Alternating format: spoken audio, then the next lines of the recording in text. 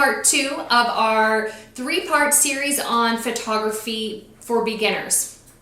If you haven't already yet, make sure you watch the intro video where we talk about super beginner level settings on your camera so that you can start to understand them. And then module 1 where we learned all about aperture. So just to summarize what we talked about in the first session, we learned about your camera setting called aperture, which is determined by the f-stop number on your camera. And that aperture controls the opening of your camera lens. And we talked about how you want to think of it as your pupil. So that your pupil can be small to let in less light, or your pupil can be big to let in more light. And again, that is exactly how aperture works. Now in this setting, we're going to talk about the second camera setting called shutter speed. Now, we're going to go back to that eye analogy.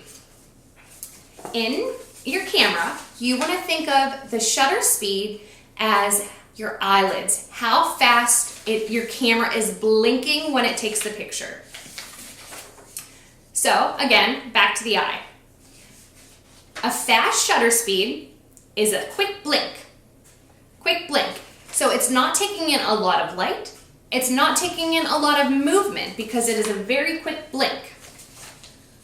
On the other hand, if you have a slow shutter speed, you want to think of it as your eyelid being open longer. It's taking in a lot more light while it's open, but it's also taking in movement. So if something is moving, when your eye's open, it's capturing that movement opposed to a really quick blink. That is exactly how shutter speed works on your camera. Shutter speed, the actual number that you see is here. Again, depending on what kind of camera you have, it might look completely different, but it's going to be 1 over another number. So this number is actually telling you the amount of seconds that your camera is open or blinking. So think of it this way. 1/2 of a second, 1 over 2, is open a lot longer than 1/10 of a second, or 1 over 10. So this is exactly what is the number that's on your camera. The bigger the bottom number, the faster it's open. So to put this into perspective and give you real numbers, if I'm taking pictures of something that's not moving, I might use 1 over 100, or 1/100th of a second. If I'm filming a sports event where my kid's playing soccer, I'm using 1/500th of a second. So just to start to think about what those numbers mean. Now we're going to get out our camera. This picture is what the back of the camera looks like. Again, we want to look for, it might be somewhere different on your camera, but we want to look for the shutter speed, which is 1 over something seconds. I started to tell you in the first module on aperture. We are learning our camera in a 3-step approach. So in the first module, if you haven't done this yet, you want to practice aperture in aperture priority mode. And now we're going to jump into shutter speed priority mode. What that is on your camera, depending on your camera, it'll be an S or I think a TV in a Canon. That is shutter speed priority mode. What that means is you are determining what shutter speed you're setting your camera to, and your camera is adjusting all the lighting in the room to fill in the rest of the blanks and determine what the other settings should be based off of the shutter speed that you decided. That is how we're going to practice shutter speed. So, you might have to pause the video, get your camera, and get a moving subject. So, I have this toy here that moves on its own. You can use a person, whatever you want to use. In this first picture, I'm going to use a fast shutter speed. So around 1 over 500 seconds. That's fast. When I film this moving car, you will see that you can actually even read the words on it. It is a pretty clear picture. Opposed to when I use a slower shutter speed, such as 1 over 50th seconds, you will see there's a lot of movement blur.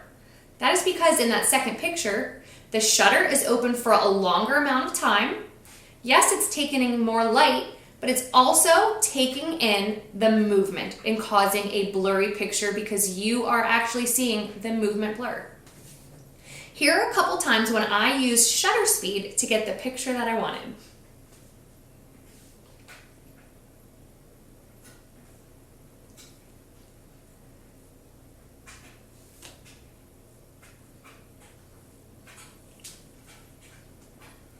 Now it's time for you to practice.